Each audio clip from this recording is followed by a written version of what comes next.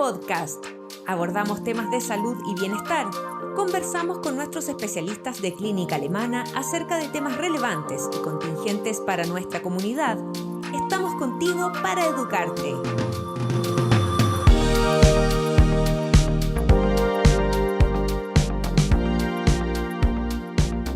Bienvenidos a un nuevo Alemana Podcast. En esta ocasión nos encontramos con la doctora Karen Junemann, ginecóloga de clínica alemana y experta en patología mamaria, con quien hablaremos sobre el cáncer de mama, una enfermedad que no discrimina por edad y al parecer es más frecuente de lo que creemos. Bienvenida, doctora, y muchas gracias por estar hoy con nosotros. Muchas gracias a ustedes por la invitación. Buenas tardes. Encantada de estar acá y poder hablar sobre este tema que efectivamente es más frecuente de lo que uno cree. Doctora, para empezar, le invito a escuchar el testimonio de Daniela.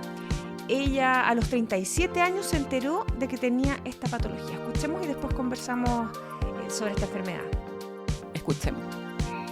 Mi nombre es Daniela Bravo, tengo 39 años, soy químico farmacéutico de la ciudad de Concepción, en la región del Biobío.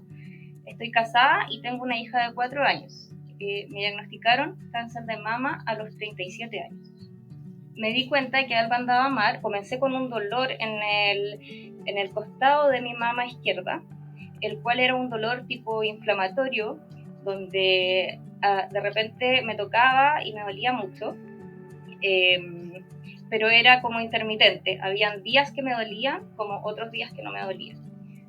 El tema es que lo atribuí mucho a que, como cuando se me tapaba el conducto de leche cuando yo amamantaba a mi hija. Y yo había dejado de amamantar hace poco tiempo, 4 meses más o menos. Entonces siempre lo atribuía a eso. Y como era intermitente no consulté de manera inmediata.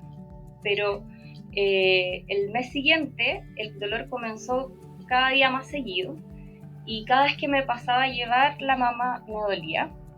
Entonces ahí decidimos contactar a un amigo radiólogo especialista en mamas de acá de Concepción para poder tomar una ecografía mamaria porque me dolía mucho. Y me revisó la mama que no me dolía, donde me dijo que estaba todo completamente normal, y de ahí me dice que me va a revisar la mama que sí me dolía.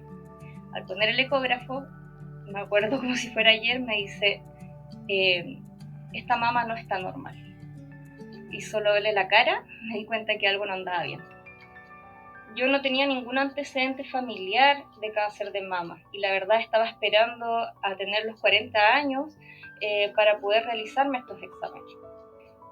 En el momento en que el radiólogo me dice que la ecografía no estaba normal, él inmediatamente activó como todos los protocolos, por así decirlo.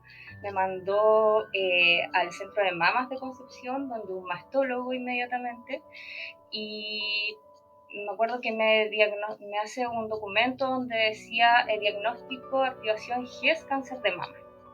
Y la verdad es que yo pensaba, o sea, esto me está pasando a mí. Estaba como que escuchaba todo súper lento, como que no reaccionaba. Decía, ¿por qué me está poniendo GES cáncer de mama si la verdad ni siquiera me tomaba una biopsia? Entonces, o sea, tan explícito estaba en la ecografía de que yo realmente tenía un cáncer de mama. Esas eran todas las preguntas que yo me hacía en ese momento. Esa misma noche me hacen tomar una una resonancia de mama, y al otro día, a primera hora, me toman la biopsia. La verdad es que yo me sentía como en otro plano, por así decirlo.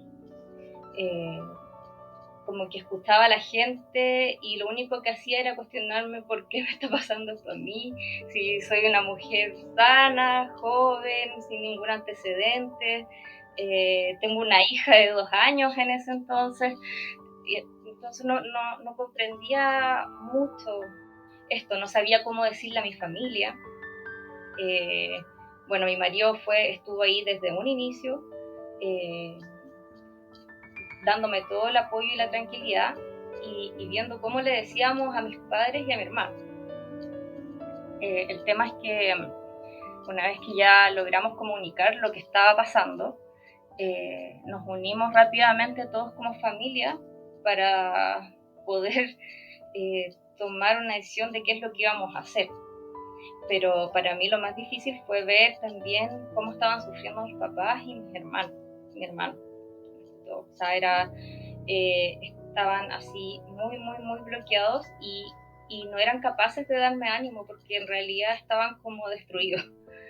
Y creo que ahí fue el primer momento en el que yo como que agarré fuerza y dije, bueno, o sea, tengo a mi hija, tengo a mis papás que no se pueden ir a piso, tengo a mi hermano que tampoco, tengo a mi marido, tengo una tremenda familia por detrás, entonces hay que salir adelante de esto y esperar los resultados de la biopsia. Claro que el radiólogo, como nosotros lo conocíamos, ya nos había explicado las imágenes de la resonancia, de la ecografía y nos había dicho que así como era un 99% de que esto fuera un cáncer de mama, porque habían también ganglios comprometidos.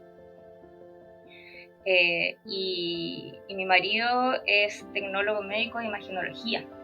Él toma resonancias, toma escáner, toma radiografías y él en su vida profesional le ha tocado ver muchas de estas imágenes. Y para él fue súper fuerte porque la verdad es que a él no le había tocado ver unas imágenes como las mías en el fondo. En cuanto a mi trabajo, fui apoyada un 100% desde el día 1. Aún recuerdo cuando mi jefa me dijo, yo le pedí medio día administrativo para ir a tomarme la ecografía, porque para mí era un trámite, y ella me dice, no, vaya, tómese el día completo. Bueno, efectivamente ahí el mismo radiólogo me dio la licencia de inmediato. Y después ellos, como equipo de trabajo, me hicieron llegar un desayuno exquisito con un arreglo floral hermoso y con unas palabras muy emocionantes, la verdad, de todo mi equipo. Fue muy bonito. Y en cuanto a mis amigos, apareció no solo amigos, sino mucha gente cercana, donde se activó muchas redes de oraciones y un apoyo espiritual, emocional increíble. Y gente que ni me conocía participó en todo esto y la verdad es que estoy agradecida hasta el día de hoy. Mientras yo esperaba los resultados de la biopsia, como familia nos juntamos y empezamos a ver las mejores opciones de tratamiento. Con quién yo me podía tratar para que esto anduviera rápido y con un profesional con experiencia en el tema. Y buscando distintas opciones, llegamos por distintos lados a una misma doctora, que era la doctora Yamile Camacho de la Clínica Alemana. Como familia tomamos la decisión de poder ir a tratarme a Santiago siendo de Concepción y teniendo una hija de 2 años acá. Pero se activaron como las redes de apoyo y toda la logística como para que yo pudiese poder atenderme en Santiago. Así es que apenas salió el resultado de la biopsia, conseguimos una hora con la doctora Camacho, donde ella me explicó todo, de qué se trataba mi cáncer y cómo había que proceder. Y afortunadamente me comenta que la quimioterapia no hay ningún problema en que yo me la pueda hacer en Concepción. Y que era el proceso más largo en el fondo. Y era lo que a mí más me complicaba por mi hija, que tenía solo 2 años y era muy dependiente de mí. Entonces ahí decidimos hacer la quimioterapia en Concepción y las cirugías y radioterapia en Santiago. La primera etapa fue la quimioterapia, ya que había que tratar de eliminar todas las células cancerígenas que se encontraban en los ganglios. Por eso no podían operar antes. Entonces comienza todo esto con la quimioterapia con 16 ciclos. Eran 4 ciclos con unas drogas que son sumamente fuertes, que es donde uno tiene mayores efectos adversos, donde se cae el pelo, donde bajan mucho las defensas y uno se siente la verdad muy débil. Y después siguen 12 quimioterapias con otros medicamentos, los cuales no te hacen sentir tan mal, en el fondo. Pero las cuatro primeras son las más complicadas, la verdad. Uno se siente muy mal. Bueno, para mí fue la etapa más complicada de todo el proceso. Uno, porque uno sabe que va a cambiar físicamente y eso emocionalmente afecta mucho. Aunque uno diga, ya, no importa, hay que salir adelante de esto, pero igual emocionalmente afecta mucho que aceptar de que en el fondo uno va a tener cambios físicos. Y lo otro es que las 4 primeras, como les decía, son muy fuertes, comienza a caer el pelo, se siente uno muy débil, muy fatigada, vienen náuseas, pero eran los 2 primeros días y después ya uno se recuperaba un poco y después volvía de nuevo con todo el proceso. La primera quimio fue la que más me afectó en cuanto me bajaron mucho las defensas. Entonces la segunda quimio tuve que postergarla un poquito porque me tuvieron que inyectar un medicamento para poder subir un poquito las defensas y así poder recibir la siguiente quimioterapia. Así que la verdad las 4 primeros fueron bastante complejas. Pero una vez que ya uno pasa eso, viene todo el ánimo para seguir adelante nomás. A mí mi pilar fundamental y mi motor era mi hija. Y yo me podía estar desmayando, pero yo la tomaba en brazo igual. Si ella me pedía que yo la tomara en brazo, yo la tomaba en brazo. Si ella me pedía acostarse conmigo, yo la acostaba conmigo. Una vez que la quimioterapia finalizó, se esperaron más o menos unas 3 semanas como para recuperar bien las defensas y que todos mis exámenes estuvieran buenos. Y me fui a Santiago a hacerme una mastectomía total, más vaciamiento ganglionar completo de mi lado izquierdo. Cuando escuché el nombre de la cirugía, cuando me lo explicaron así, dije, me voy a quedar sin ningún ganglio en ese lado. Pero la doctora Camacho me explicó bien cómo era, cuáles eran los efectos que podían ocurrir después de no tener esos ganglios y todos los cuidados que yo debía tener. La verdad es que fui súper bien asesorada por ella. Y iba con mucho miedo porque yo nunca me había operado de nada. A mí nunca en mi vida me habían metido a un pabellón. Y bueno, me ingresan a esta cirugía, la cual la toleré bastante bien. Tuve un súper buen postoperatorio y la verdad es que como tenía partes y todo como muy inflamado, era como, yo la verdad me sentía como que era un alivio de que me habían sacado todo lo malo que tenía ahí. Lo sentí así en un inicio, como ya que bueno, así como me sacaron todo esto que era malo y ahora ya no, en teoría no tengo nada. Y ahí había que esperar los resultados de la biopsia de la cirugía para ver qué respuesta había tenido el tratamiento con la quimioterapia. Y dependía de eso si yo seguía con un medicamento u otro.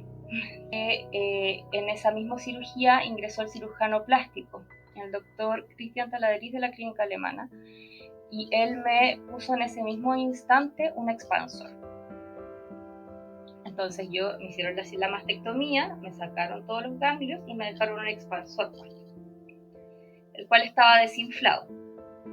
Y a medida que fueron pasando las semanas en los controles postoperatorios, el doctor Taladriz me fue llenando este expansor. Y emocionalmente al principio es bien fuerte ver ese lado prácticamente mutilado. Pero a mí en lo personal no me afectó tanto. Sé que hay muchas mujeres que es un tema muy muy delicado, pero a mí en lo personal era tanto las ganas que tenía que me sacaran todo y que como que lo vi, fue chocante en un inicio, pero el doctor Taladriz también se preocupó de mostrarme imágenes de cómo era el proceso de otras pacientes, de cómo iba avanzando y cómo iban quedando los resultados. Y la verdad es que los resultados que mostraba eran súper bonitos. Entonces como que estaba confiada de que en el fondo el mío iba a quedar como igual o parecido. Y eso como que me ayudó bastante psicológicamente hablando. Yo la verdad estoy súper agradecida de mi marido. Debo recalcar que él fue súper empático y respetuoso con mi cambio físico. La verdad siempre me apoyó 100% y hizo que en realidad nuestra relación perdurara tal cual como era antes. Y a mí también en la parte emocional me ayudó el hecho de que el expansor al llenarse simula muy bien lo que es una prótesis mamaria. Se ve como si uno tuviese un implante. La verdad que a mí físicamente me quedó muy bonito y entonces no fue tampoco un tema verme al espejo y decir que me faltaba una parte de mí, porque la verdad simuló muy bien un implante mamario. Si bien quedé sin areola y sin pezón, es algo que a futuro se puede modificar, pero lo importante es que me siento bien como quedé. El expansor es medio incómodo, sí tuve como temas físicos porque es rígido, entonces no es como un implante mamario que es más flexible, entonces al ser rígido disminuye bastante la movilidad del brazo. Hoy en día, después de todo lo vivido, la verdad es que me siento una mujer sumamente afortunada de tener una segunda oportunidad. Afortunadamente creo que estoy bien actualmente física y emocionalmente, pero con harto trabajo de por medio, con mucha ayuda psicológica, psiquiátrica, espiritual, de todo.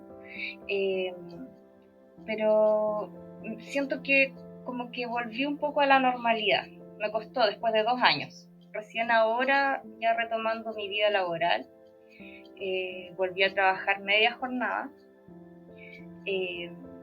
Sigo con apoyo psiquiátrico y psicológico, el cual me ayuda mucho a manejar el tema de los miedos, porque sí debo reconocer que cuando uno termina todo este proceso, o sea, es como lo que yo viví y lo que he conversado con muchas mujeres que han pasado por lo mismo, que en el momento, al principio, uno se cae, pero de ahí toma fuerzas y durante todo el proceso del tratamiento uno agarra toda esa fuerza.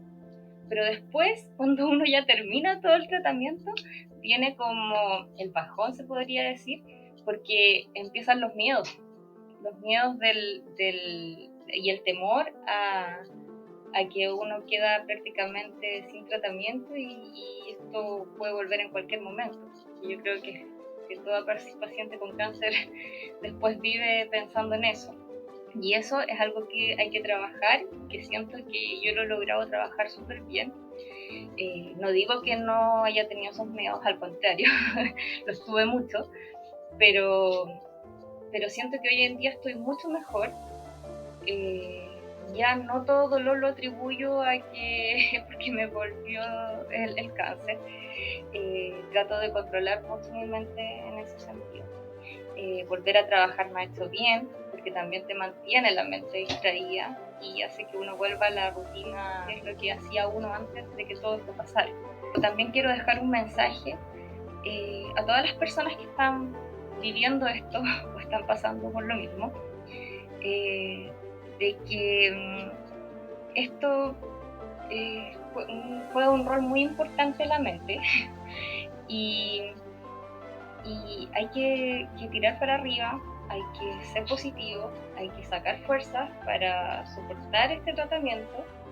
De repente no hay que preguntarse por qué pasan las cosas, sino para qué pasan las cosas.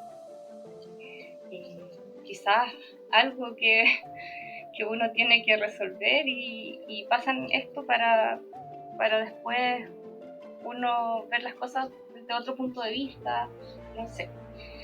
Pero se puede y tratándose a tiempo, uno puede tener un muy buen pronóstico con por lo menos un cáncer de mama. Si uno se hace los chequeos a tiempo, se hace el autoexamen en todo momento y se hace sus chequeos anuales de ecografías, mamografías, esto no debiera avanzar tan rápido. Y un cáncer detectado a tiempo tiene un muy buen pronóstico de vida. Así que hago el llamado a que todas las personas, ya no menores, no como yo que esperé los 40 para poder hacerme una ecografía, una mamografía, sino que ya se ha visto hoy en día gente mucho más joven con el problema. Así que yo creo que después de los 30, 35 ya empezar a chequearse, por lo menos después de los 30 con el autoexamen, y de ahí después pedirle al ginecólogo que les den las órdenes de la ecografía y de las mamografías, porque, como les digo, es muy, muy importante una detección temprana. Qué bueno escuchar este testimonio de Daniela, ¿cierto, doctora? Y poder escuchar en primera persona cómo se vive esta patología. Exactamente. Es súper importante escuchar los testimonios de las pacientes porque es una manera de hacer visible cómo se vive esta patología desde todos los aspectos de cómo se vive. Doctora, ¿qué tan frecuente es el cáncer de mama? Bueno, la verdad es que el cáncer de mama es por lejos el cáncer más frecuentemente diagnosticado en las mujeres. Se estima más o menos que cada año va a haber un diagnóstico de 2 millones de casos nuevos. Así es que es el cáncer más frecuente en las mujeres en el mundo. ¿Y qué pasa con la edad, doctora? Porque antiguamente se pensaba que esta era una patología que podía afectar a las mujeres que eran más bien mayores. Y hoy estamos viendo muchas mujeres que incluso son menores de 40 años, como en el caso de Daniela, que tienen cáncer de mama. ¿Tiene algo que ver la lactancia en esto? No, la lactancia no tiene que ver. De hecho, la lactancia incluso podría ser un factor protector en el cáncer de mama. El cáncer de mama sigue siendo un cáncer más bien de pacientes sobre los 50 años. Esa es como la edad donde más frecuentemente se hace el diagnóstico.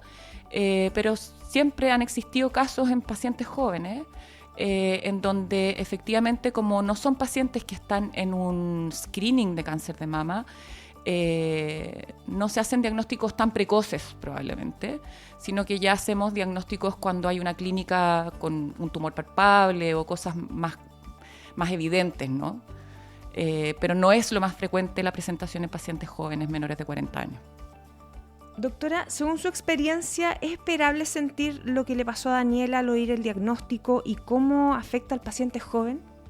Mira, yo creo que independiente de la edad del paciente, efectivamente en el minuto en que uno le hacen el diagnóstico, incluso de una sospecha, no teniendo la biopsia lista, de cáncer, es una desestructuración completa de ese paciente, emocional, física, etcétera. Así es que lo que le pasó a ella efectivamente es lo que viven probablemente prácticamente el 100% de las pacientes.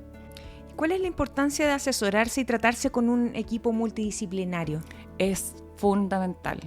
Como te estaba explicando anteriormente, esto produce una desestructuración completa de la paciente, emocional, física, y por lo tanto eso implica un manejo multidisciplinario. Los tratamientos también son multidisciplinarios. Probablemente la paciente va a ser sometida a distintos tipos de tratamiento que van a necesitar distintos especialistas. Por lo tanto, es muy importante que esto sea hecho efectivamente en un centro que tenga todos los especialistas necesarios para el manejo integral de estos pacientes. Claro, incluso apoyo psicológico, ¿cierto? O sea, eso es fundamental, sí. Doctora, ¿y cómo se vive el proceso de los tratamientos? Bueno, es una pregunta bien difícil de contestar porque el proceso es bastante personal. Hay pacientes que van a estar muy choqueadas y por lo tanto va a haber que llevarlas muy de la mano con respecto a qué pasos tienen que seguir. Hay pacientes como Daniela que van a estar más en una parada, tengo que salir adelante por mi familia, etcétera, y por lo tanto van a ser un poquito más independientes, por así decirlo, y van a ser capaces de llevar a cabo todo lo que tengan que enfrentar. Pero es un proceso largo, difícil, que muchas veces las pacientes lo llevan de una manera un poco solitaria. No todas las pacientes tienen una red de apoyo.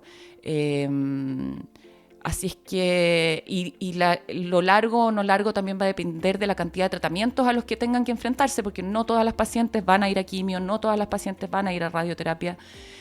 Así que va a depender un poco también de qué es lo que tengan que someterse, en el fondo. No todos tienen las mismas características de gravedad o de impacto en la persona. Así es. Doctora, según lo que nos cuenta Daniela sobre su experiencia, cómo lo tomó su familia, el proceso también de dejar a su hija para viajar a Santiago y lo afortunada que ella se siente por la actitud de su marido, que fue bastante respetuoso y le brindó un apoyo muy grande. ¿Cómo afecta a la pareja y a la familia el enterarse de este diagnóstico? ¿Es común la reacción de los papás de Daniela, como bloqueo un poco? Sí, yo creo que es bastante común. Depende un poco de las herramientas también de la red de apoyo que uno tenga. Pero como te decía anteriormente, es bastante frecuente que los pacientes enfrenten esto bastante más solitariamente de lo que uno piensa, tanto porque no quieren cargar a la familia con los miedos, ansiedades y cosas que están ellos viviendo, como también porque la familia también se desestructura con la palabra cáncer.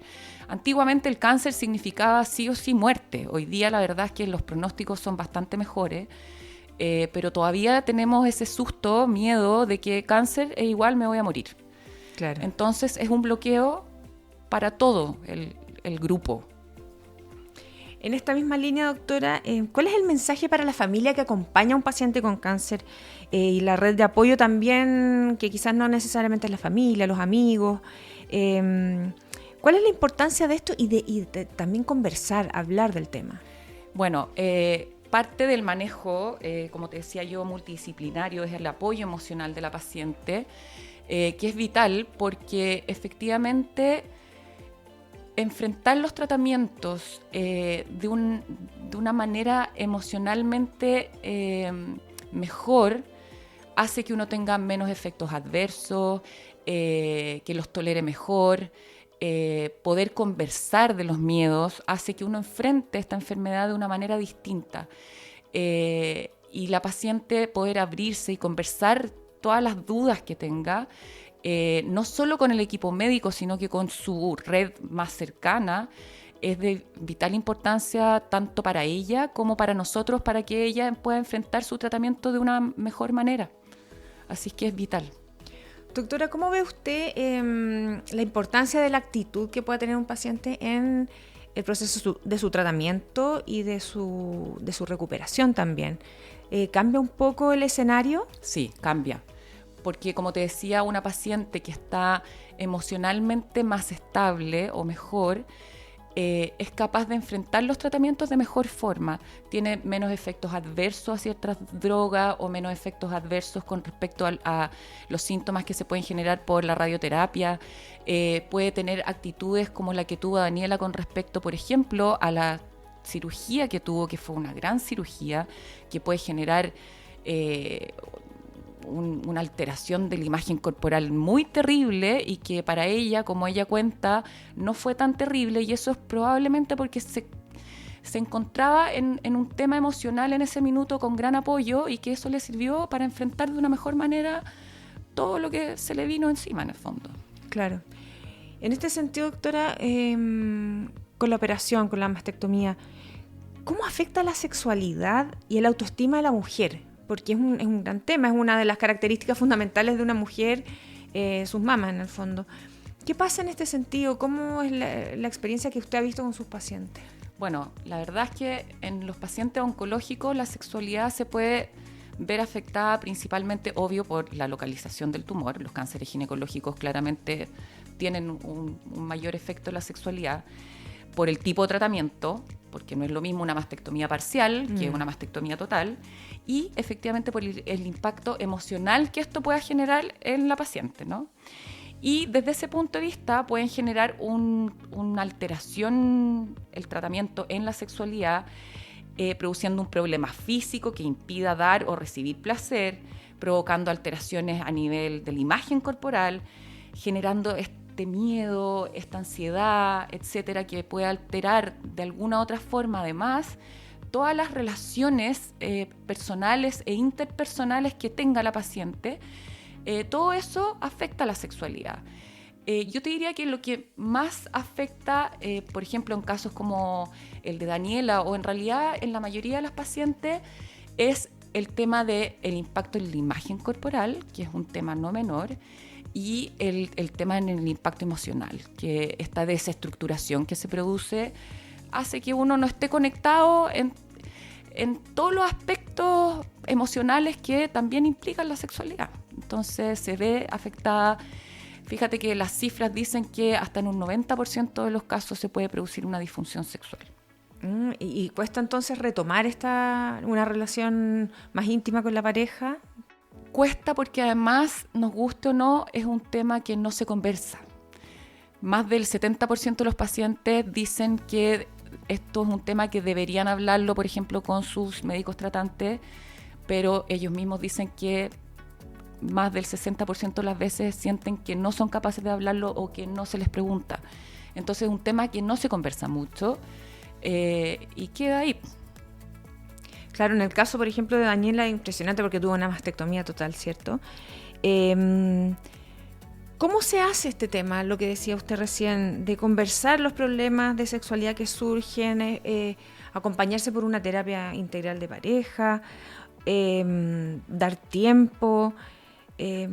Por ejemplo, ¿cómo se maneja esto? Yo creo que lo primero es preguntar, porque la mayoría de las veces las preguntas o los miedos que tienen los pacientes con respecto a la sexualidad son cosas muy simples. Es como dudas bastante simples que con que uno les dé esa consejería, ellos ya disminuyen la ansiedad y con eso uno puede evitar una disfunción sexual a futuro. Entonces, conversarlo, ponerlo en la palestra. Eso efectivamente implica tiempo, pero es parte del manejo multidisciplinario. Invitar a las pacientes también a preguntar, a ponerlo también en la palestra con sus relaciones de pareja que tengan. Yo creo que esa es como la base para evitar efectivamente que se convierta en una disfunción sexual que efectivamente necesite una terapia sexual o una terapia de pareja que ojalá no sea necesario, sino que sean solo preguntas, dudas, ciertos síntomas que se puedan manejar de una forma menos difícil, por así decirlo. Claro. Doctora, ¿al consultar a tiempo puede hacer la diferencia en el pronóstico? Sí. O sea, los cánceres más precoces tienen un mejor pronóstico que los cánceres más avanzados, eso de todas maneras. Por eso es que siempre más vale preguntar de más que de menos o consultar antes que después. Pero como te decía, como las pacientes jóvenes efectivamente no están en un programa de screening de cáncer de mama, efectivamente tienden a consultar en etapas más tardías. ¿A qué edad uno debería hacerse la mamografía? El screening está recomendado sobre los 40 años en pacientes que no tengan antecedentes familiares de cáncer de mama. Se recomienda al menos una entre los 35 y los 40 años. Y después de los 40, obviamente, sagradamente todos los años, una mamografía y una eco mamaria. Nosotros en Chile no tenemos un programa de screening, ¿de acuerdo? Pero se ha logrado hacer consciente a la población de hacerse el examen anualmente y eso ha permitido que en los últimos 20 años a nivel mundial la sobrevida haya mejorado muchísimo. Bueno, además de que han mejorado los tratamientos, obviamente, y todo, pero los diagnósticos están siendo cada vez más precoces. Claro. O sea, si yo, por ejemplo, tengo menos de 40 años, ¿puedo pedirle a mi ginecóloga tratante en un examen de rutina cuando, por ejemplo, me hago el Papa Nicolau? ¿Puedo pedirle una orden para hacerme la mamografía? Sí, probablemente antes de los 30 años no, porque ahí la verdad es que la efectividad del examen no es buena, ¿de acuerdo? Pero sí, o sea, sobre los 35, sí, no hay problema en eso. ¿A qué tendríamos que estar atentos, por ejemplo, en este pronóstico precoz?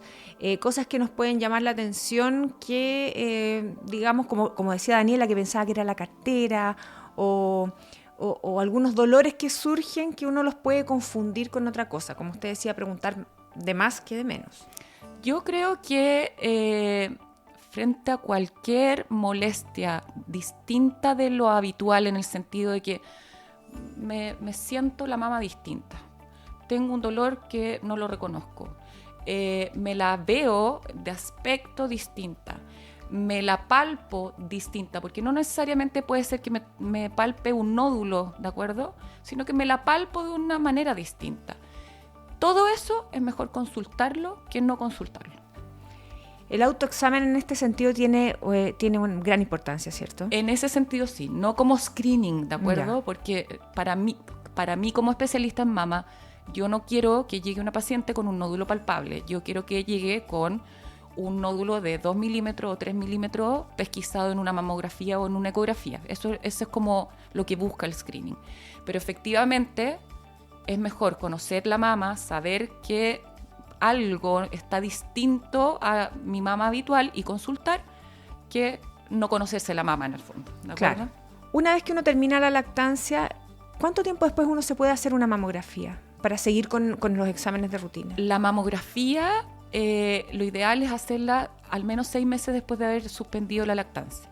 La ecografía se puede hacer en cualquier minuto, incluso durante la lactancia. Lo que pasa es que la ecografía no es el examen gold estándar, por así decirlo, para el screening de cáncer mamario. Es un examen complementario. Pero en caso que uno tenga dudas o qué sé yo, se puede hacer una ecografía y luego la mamografía, en el fondo. Doctora, ¿qué pasa con las prótesis mamarias y el cáncer? ¿Se ha visto alguna relación en esto? ¿O qué pasa con las pacientes que tienen prótesis que quizás les cuesta más palparse o descubrir alguna anomalía en su mama? No, es que eso no es tan así, porque la verdad es que las prótesis van bajo el tejido mamario. Por lo tanto, la autopalpación no se ve afectada por la prótesis mamaria. Así que desde ese punto de vista no habría mayor problema. Perfecto. Doctora, ya estamos llegando al final de nuestro podcast. ¿Alguna reflexión final o consejo que nos quiera entregar para todos quienes nos están escuchando? Bueno, yo creo que eso, que en el fondo, lamentablemente, nos guste o no, es el cáncer más frecuente en las mujeres. La importancia de la consulta precoz, de hacerse el examen de manera anual, de atenderse efectivamente en un centro donde exista este manejo multidisciplinario. Yo creo que eso es como lo más importante. Perfecto, doctora. Muchas gracias por su tiempo, por conversar de este tema tan importante con nosotros. Y bueno, el llamado está a controlarse, a estar atentos y por supuesto a consultar cuando sea necesario. Muchas gracias. Muchas gracias a usted.